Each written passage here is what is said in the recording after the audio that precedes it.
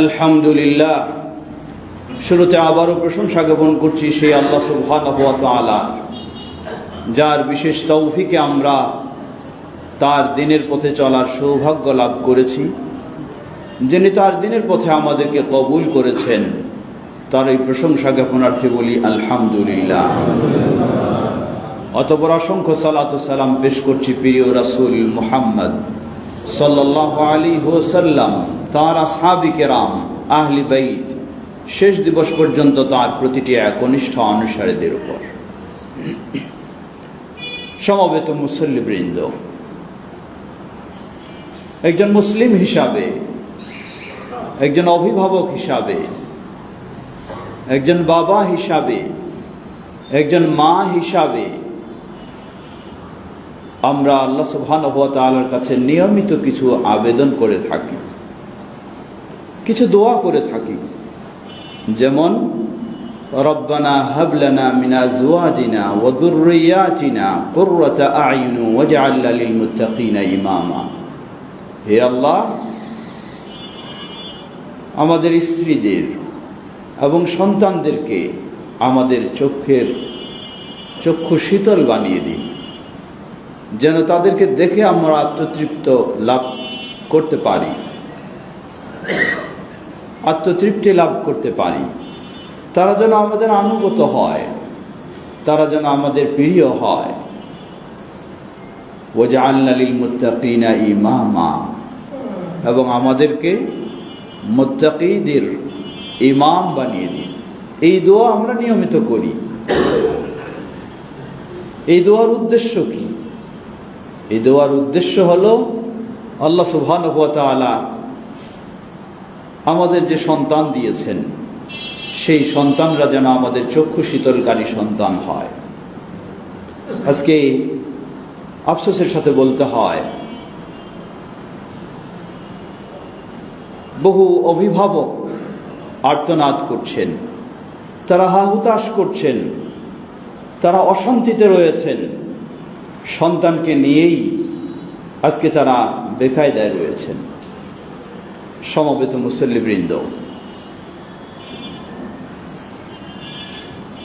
আপনি দুনিয়াতে শুধু বেকায়দায় নয়, যেই সন্তান আপনার বেদিন হয়ে গেছে, যেই সন্তান আজকে আপনার সাথে দুর্ব্যবহার করে, যেই সন্তান আজকে সমাজে সকলের সাথে দুর্ব্যবহার করে, এই সন্তান শুধু আপনাকে দুনিয়াতেই কষ্ট দেবে না, এই সন্তান আপনাকে আখিরাতেও কষ্ট দেবে। একইভাবে যেই সন্তান দুনিয়ায় আপনার অনুগত সন্তান, আদর্শ সন্তান, সমাজেও মানুষের কাছে সে আদর্শ সন্তান, সেই সন্তান দুনিয়াতে যেমন আপনি তাকে নিয়ে শান্তি অনুভব করেন, আখিরাতেও আপনি তাকে নিয়ে শান্তি অনুভব করবেন ইনশাআল্লাহ। লক্ষ্য করুন, সহিহ হাদিসে এসেছে, সহিহ মুসলিমের হাদিস, দুটো হাদিস বলতে চাই, দুটোই সহিহ মুসলিমের। একজন প্রসিদ্ধ তাবেঈ আবু হুরায়রা রাদিয়াল্লাহু তাআলা আনহুকে বললেন, আপনি একজন প্রসিদ্ধ সাহাবী, আমার দুজন শিশু সন্তান মারা গেছে, এ বিষয়ে কি আপনি রাসূলুল্লাহ সাল্লাল্লাহু আলাইহি ওয়াসাল্লাম থেকে কোনো হাদিস আমাকে শুনিয়ে সান্ত্বনা দিতে পারবেন? যেই হাদিস শুনে আমি শান্ত হব, আমি তৃপ্তি লাভ করব, আমি ধৈর্য ধারণ করতে পারব। সাহাবী আবু হুরায়রা রাদিয়াল্লাহু তাআলা আনহু তিনি বললেন, আমি রাসূলুল্লাহ সাল্লাল্লাহু আলাইহি ওয়াসাল্লাম থেকে যা শুনেছি সেভাবেই বলছি। এই ছোট্ট বাচ্চারা, অপ্রাপ্ত বয়সী যারা পৃথিবী থেকে বিদায় নিয়ে যায়, এই সন্তানেরা তারা হচ্ছে জান্নাতে এমনভাবে বিচরণ করবে, তাদের কোনো বাধা নিষেধ থাকবে না, যেখানে মন চায় সেখানেই জান্নাতে তারা ঘোরাফেরা করবে, প্রবেশ করবে। বললেন, এই সন্তানেরা সেই কিয়ামতের মাঠে তাদের অবস্থা কি? এই সন্তানেরা তাদের বাবা অথবা বাবা মা দুজনেরই তাদের কাপড় ধরবে অথবা হাত ধরবে, ধরে আল্লাহর কাছে বলবে, হে আল্লাহ, আমার এই বাবা মাকে যতক্ষণ না জান্নাত দাও ততক্ষণ পর্যন্ত আমিও জান্নাতে যাচ্ছি না। তাদের এই ছোট বাচ্চাদের সুপারিশে আল্লাহ সুবহানাহু ওয়া তাআলা ছোট বাচ্চাকেও এবং তার বাবা মা উভয়কেই জান্নাতে স্থান দান করবেন।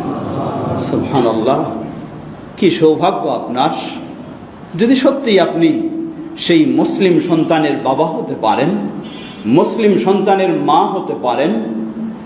অন্য আরেক হাদিস, সেটিও সহিহ হাদিস, রাসূলুল্লাহ সাল্লাল্লাহু আলাইহি ওয়াসাল্লাম বলেন, এক শ্রেণীর মানুষ তারা যারা জান্নাতে যাবে, জান্নাতে যেই শ্রেণী যেই স্তরে তারা বসবাস করছে, অবস্থান করছে, হঠাৎ দেখবে এই স্তর এই ক্লাসের চেয়ে তাদের ক্লাস চেঞ্জ হয়ে হাই ক্লাস হয়ে গেছে।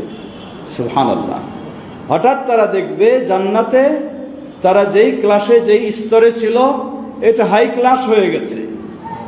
তারা জিজ্ঞাসা করবে, ও আন্না হাযা লি, ব্যাপার কি? হঠাৎ ভাবে আমি ছিলাম এই স্তরের জান্নাতের মানুষ, আমার স্তর আরো হাই হয়ে গেল, আরো উন্নত স্তর হয়ে গেল, কি কারণে, কিভাবে? তাদেরকে আল্লাহর পক্ষ থেকে বলা হবে, জেনে রাখো তোমার সন্তান তোমার জন্য ইস্তেগফার করেছে, ক্ষমা প্রার্থনা করেছে, আল্লাহর কাছে দোয়া করেছে, তাই সেই সন্তানের দোয়ার বদলতে তোমার জান্নাতের স্তর আজকে আল্লাহ বৃদ্ধি করে দেওয়া হবে। সুবহানাল্লাহ। সুতরাং মনে রাখবেন, সত্যি আপনি সৌভাগ্যবান যদি ওই সন্তানের বাবা হতে পারেন, সৌভাগ্যবান ওই সন্তানের মা হতে পারেন, যেই সন্তান আপনাকে জান্নাতেও সুপারিশ করে নিয়ে যাবে, আবার যেই সন্তানের দোয়া ইস্তেগফারের মাধ্যমে জান্নাতে আপনার স্তর আল্লাহ সুবহানাহু ওয়া তাআলা জান্নাতের ক্লাস আপনার আরো বৃদ্ধি করে দেবে। আল্লাহ আমাদের সকলের সন্তানদেরকে সেভাবে কবুল করে নিন। আল্লাহ আমাদেরকে তৌফিক দান করুন, আমাদের সন্তানদেরকে যেন সেভাবে আমরা গড়ে তুলতে পারি।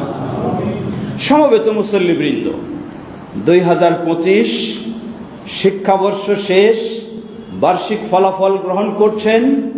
2026 কর্মসূচি আপনি নিচ্ছেন। আপনার সন্তানকে কোন স্কুলে নিয়ে যাবেন, আপনার সন্তানকে কোন প্রতিষ্ঠানে পড়াবেন, আপনার সন্তানের প্রতিষ্ঠান খুঁজতে আপনি অস্থির, যেন তাকে আপনি ভালো প্রতিষ্ঠানে দিতে পারেন, ভালো শিক্ষা প্রতিষ্ঠান তার জন্য বেছে নিতে পারেন। কত টাকার প্রয়োজন, অসুবিধা নেই। প্রয়োজন মা ঘরে তাদের বিশ্রামেরও প্রয়োজন নেই, প্রয়োজনে সকাল সন্ধ্যা মাও বাচ্চাকে নিয়ে যাবে স্কুলে, নিয়ে আসবে স্কুল থেকে, সব কিছু থেকে ব্যস্ত হয়ে যান সেই সন্তানদেরকে শিক্ষিত করার জন্য, সন্তানদেরকে গড়ে তোলার জন্য। আপনি কি ভেবেছেন একবারও? আপনি কি চিন্তা করেছেন নতুন বছরের এই কর্মসূচির সাথে আপনার সন্তানকে যেন ওই বানাতে পারেন যেই সন্তান আপনার হাত ধরে টেনে নিয়ে জান্নাতে প্রবেশ করাবে আপনাকে? কতটুকু আপনি ভেবেছেন? তাকে একটু চিন্তা করেছেন? তাকে আপনার কর্মসূচিতে রেখেছেন? আজকে খুঁজছেন আপনি কত সেই উন্নত শিক্ষা প্রতিষ্ঠানে নিয়ে যাবেন যেখানে হয়তোবা আপনার সন্তান বাউল ফকিরের মতো নষ্ট হয়ে যাবে, অথবা নাস্তিকদের মতো আল্লাহতে বিশ্বাস হারিয়ে ফেলবে, বেদিন হয়ে যাবে, মুরতাদ হয়ে যাবে, ইহুদির মতো হয়ে যাবে, খ্রিস্টানের মতো হয়ে যাবে, বৌদ্ধের মতো হয়ে যাবে, হিন্দুর মতো হয়ে যাবে। সেই ধরনের করার জন্য, গড়ে তোলার জন্য আপনার সন্তানের পিছনে কত টাকা প্রয়োজন তা দিতে আপনি প্রস্তুত। কোথায় নিতে প্রয়োজন, কোন ইংলিশ মিডিয়াম বলেন আর কোন কোন মিডিয়াম বলেন, সেই ব্রিটিশ কারিকুলাম বলেন আর সেই অমুক কারিকুলাম বলেন, সব কিছু খুঁজে বেড়াচ্ছেন। আপনি কি একটু ভেবেছেন আপনার এই সন্তান কি আপনার জন্য একবারও আল্লাহর কাছে কেঁদে বলবে রব্বির হামহুমা কামা রব্বায়ানি সগীরা? না, বলবে না। সেটিকে একটু আপনি ভেবে দেখেছেন? ফরজ আপনার জন্য, নফল নয়। মুসলিম যদি আপনি হয়ে থাকেন, মুসলিম বাবা হলে, মুসলিম মা হলে আপনার জন্য ফরজ এটি, সবচেয়ে বড় ফরজ এটি।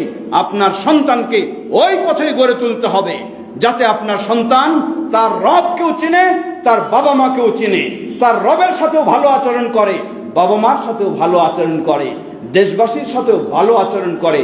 যাকে দিয়ে আপনি দুনিয়াতেও উপকৃত হবেন, যাকে দিয়ে আপনি আখিরাতেও উপকৃত হবেন, তেমন ভাবে গড়ে তোলা আপনার জন্য ফরজ। লক্ষ্য করুন, রাসূলুল্লাহ সাল্লাল্লাহু আলাইহি ওয়াসাল্লাম কতই না স্পষ্ট করে বলেছেন, তিনি বলেন কুল্লু মাউলুদিন ইউলাদু আলাল ফিতরাতি ফাআবাওয়াহু ইউহাউইদানি আও ইউনাসসিরানি আও ইউমাজ্জিসানি। প্রতিটি শিশু সন্তান ইসলামী স্বভাবের উপরেই জন্ম লাভ করে, ইসলামী আদর্শের উপরেই জন্ম লাভ করে। কিভাবে? আমরা সবাই যখন রূহ জগতে ছিলাম, আল্লাহ রাব্বুল আলামিন আমাদের কাছে এই স্বীকৃতি নিয়েছেন। আল্লাহ আমাদেরকে বলেছেন, আলাস্তু বিরাব্বিকুম, আমি কি তোমাদের রব নই? আমরা সবাই এক বাক্যে সাড়া দিয়েছি, বালা, হ্যাঁ আপনি আমাদের রব।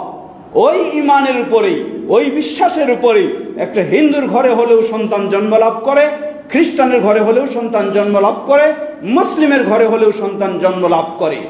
আল্লাহ রাসূল সাল্লাল্লাহু আলাইহি ওয়াসাল্লাম বললেন, ওই ইসলামী আদর্শের সন্তানটাকে ফাআবাওয়াহু ইউহাউইদানি, তার বাবা মা তাকে ইহুদি বানিয়ে ফেলে, আও ইউনাসসিরানি, বাবা মা তাকে খ্রিস্টান বানিয়ে ফেলে, আও ইউমাজ্জিসানি, বাবা মা তাকে অগ্নিপূজকের মতো বানিয়ে ফেলে।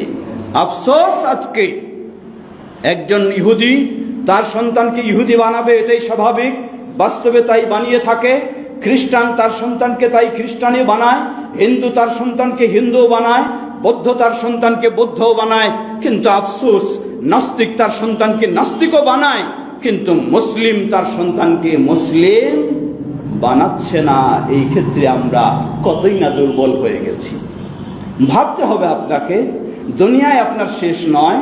যেই সন্তানকে আপনি ইহুদি আচরণে গড়ে তুলেছেন, খ্রিস্টানের আচরণে গড়ে তুলেছেন, নাস্তিকের আচরণে গড়ে তুলেছেন, ওই সন্তান আখিরাত তো পরের বিষয়, দুনিয়াতেই আপনাকে শিক্ষা দেয়।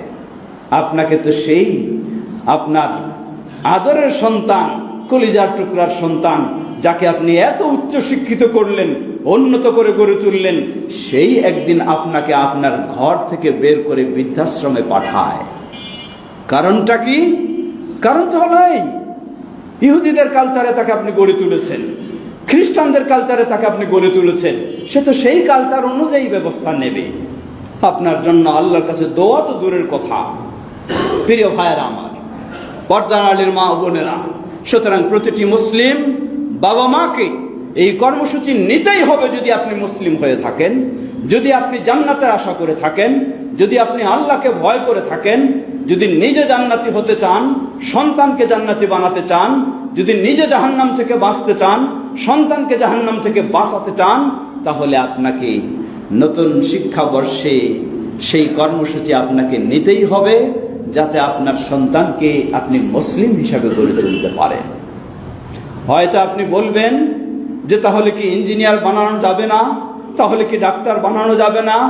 জবাব, ইসলাম ইঞ্জিনিয়ার বানাতে বাধা দেয়নি, ইসলাম ডাক্তার বানাতেও বাধা দেয়নি, কিন্তু ইসলাম বাধা দিয়েছে আপনি বেনামাজি নাস্তিক ডাক্তার বানাবেন না, আপনি বেনামাজি নাস্তিক ইঞ্জিনিয়ার বানাবেন না, আপনি সুদখোর ঘুষখোর ইঞ্জিনিয়ার বানাবেন না, সেই বেনামাজি হারামে প্রিয়, হারামে লিপ্ত এমন অর্থনীতিবিদ বানাবেন না।